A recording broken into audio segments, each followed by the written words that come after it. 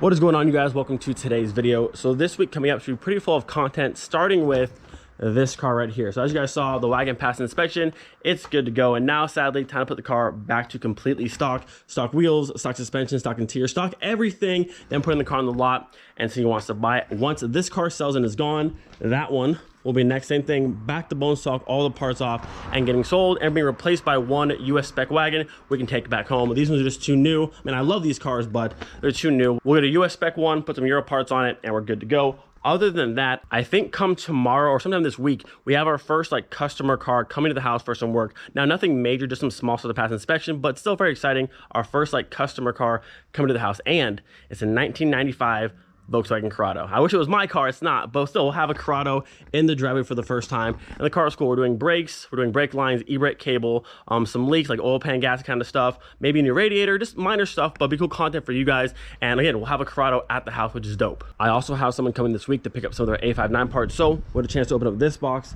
and that one and see all the goodies inside. All right, so two final things before we go ahead and start working on this car for today. Number one, aside from the Corrado that's coming to the house this week for some work, we might be getting another Corrado very soon. I've been looking for one for a long time. The market on them right now, and the market on used cars in general, is here. It's insane for no reason, but we found one for a good deal. Not the engine I want, but again, if the car is clean, no rust, no dents, no major damage, we can swap it later on. Not the biggest deal. So we'll see about that. Casey's cousin Alex is actually looking at the car right now, so I'll get some photos here soon and we'll see how it's looking. Number two, there's actually been a new car at the house for probably 4 or 5 months now. I mean, I've had it for a very long time. I got the car just because it's what I want, but it's not the engine drivetrain I want, so I haven't showed the car yet because I don't know the plans for the car, whether I'm going to keep it, sell it, I just don't know. So I haven't showed the car just yet, but hopefully soon I can kind of make up my mind. I'll show you guys the car.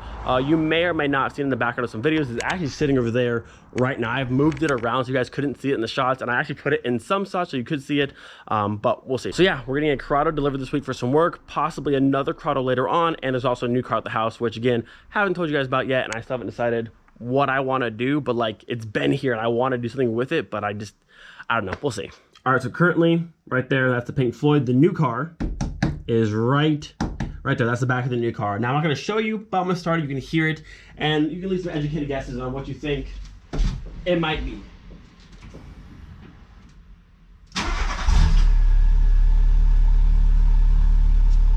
That's it. She's right there. Again, haven't time to do the car. I might show you, I might not. We'll see.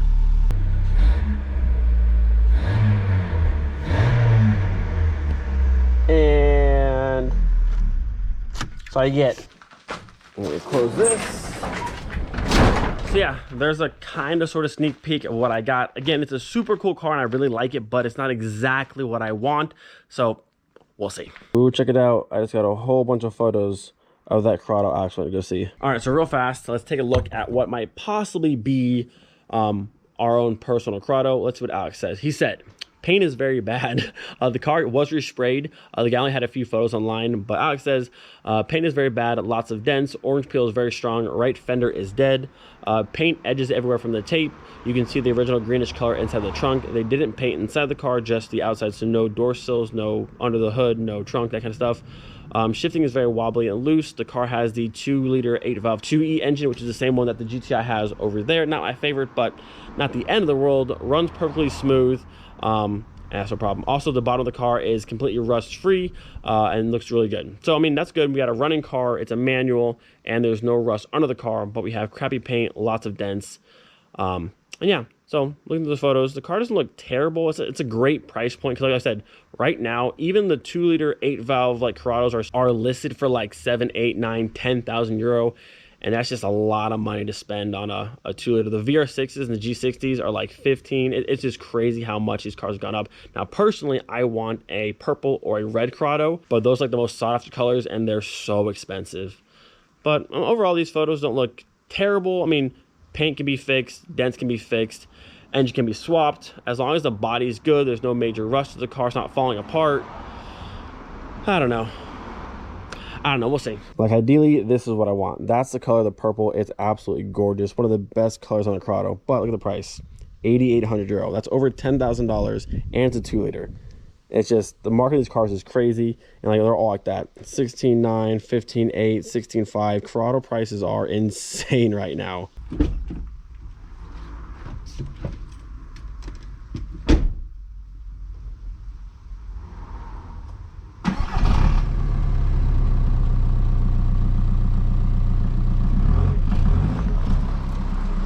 I was gonna pull the car all the way out, but the rain's here to try and ruin my day. So we'll do the front, then spin the car around and do the rear. Even though it's raised up right now, we'll do one last little walk around.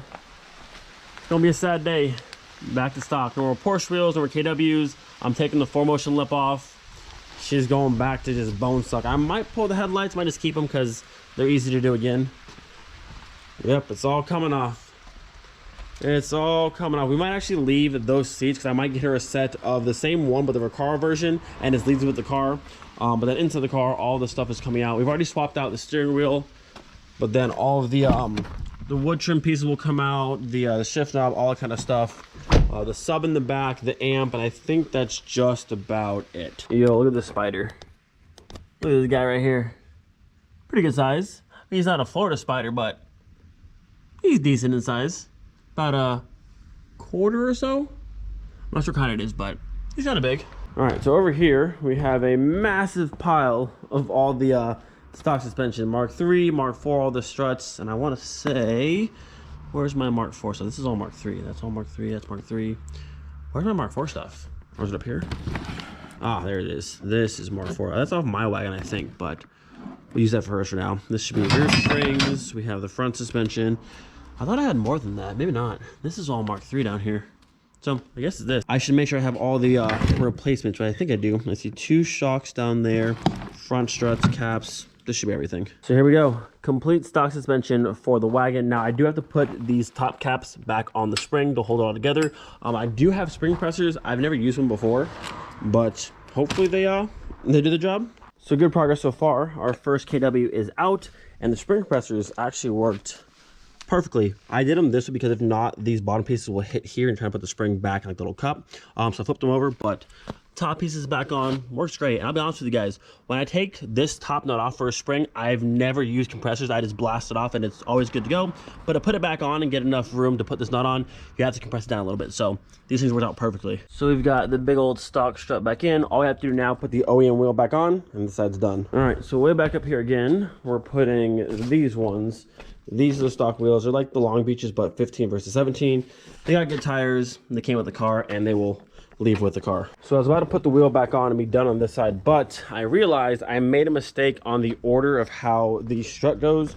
On that one over there, I put the nut first holding this spring like cap down, and then I put the bearing on top of the nut, and then this on top of that, which is wrong. It's supposed to go this first, then you put this, then you put this, and the nut goes on the very top, holding it all together, because right now I have the nut on top, well, I have the bearing on top of the nut, and that's going to destroy this bottom side. So we're going to pull that back out, compress it again, fix the order, put it back, and then it's good to go. I messed up, but we'll fix it. All right, now we're talking. This is the order it's supposed to be. I think it's good to go. And it's a good thing I had a couple spare bearings, because as I pulled it off last time, this one was completely destroyed because I had the bearing on top of the nut and it just crushed everything. So now, correct order, no more destruction, good to go. All right, first side officially done. Back on stock suspension, stock wheel, no spacers, no nothing. Just a completely stock setup. Let's bring it down and see how high it is. Ooh. Look at that. Straight monster truck setup. Even with the KWs raised almost all the way up, they're about that high. This is a little bit higher, but back to stock. Let me see this side fast. This one's still KW. Oh, actually about the same, honestly. But this one's got a bigger tire, so it fills the well a bit more. But yeah, back to stock life.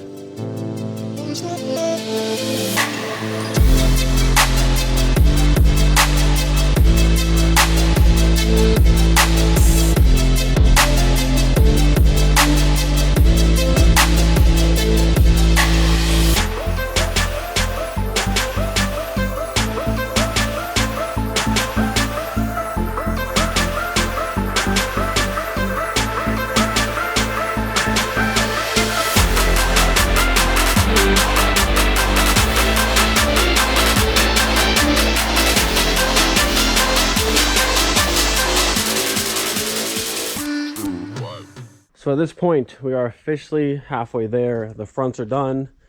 It's not terrible looking, but going from, you know, low on the Porsche wheel, it looks so good. And now, it's not terrible, but it's not as good as it was. So knock out the rear, and then at least suspension and wheel wise, the car is back to stock. I'll probably do the interior stuff on another day, but I want to knock out the big stuff right now. I will say though, I completely forgot how annoying it is to take out or put in stock suspension. It's just so much longer than the coilover, and it's a pain with one person like stand on the hub and get it far enough down, and it's a bit annoying. You can do it, but it's better with two people. And just like that, the KWs are officially off the wagon. We are back on stock suspension. All I have to do, put the stock wheels back on, and she's done. The wagon is officially done. I'm gonna go for a quick drive on the block, just make sure everything's tight. There's no weird sounds or anything like that.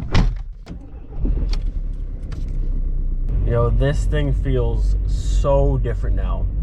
The KWs are like nice and tight, and now it's like a big boat. Like a big comfy boat. It just kind of like rocks back and forth a little bit.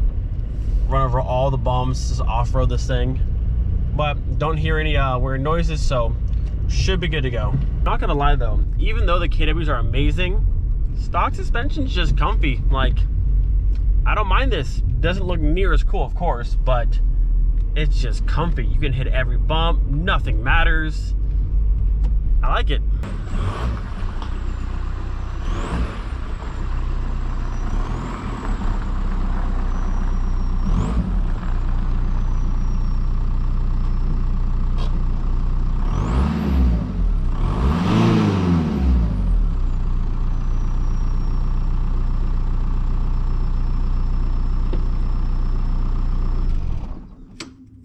So there we go. Part one of putting the TDI back to stock is complete. Stock suspension, stock wheels. Probably tomorrow I'll come back through and do the rest of the stuff. Front lip, interior pieces, the sub in the back, and that kind of stuff. I actually have to find the rest of like the stock interior pieces. I'm not sure where they're at, but we'll get it squared away. Hopefully the goal is to have this car done and on the lot by the end of this week if I can. And then hopefully it sells quick, and then it's out of there. Like I said earlier, the plan is once this car sells, use the money from the wagon to buy the next daily. And once that one's inspected, registered, and good to go, we'll be putting my wagon back to stock and selling that one off as well. But with that, gonna end the video here. Hope you guys enjoy. Like I said earlier, lots of content coming this week, so get excited. Do not forget, be thankful for every single day. We'll see you guys next time. Peace.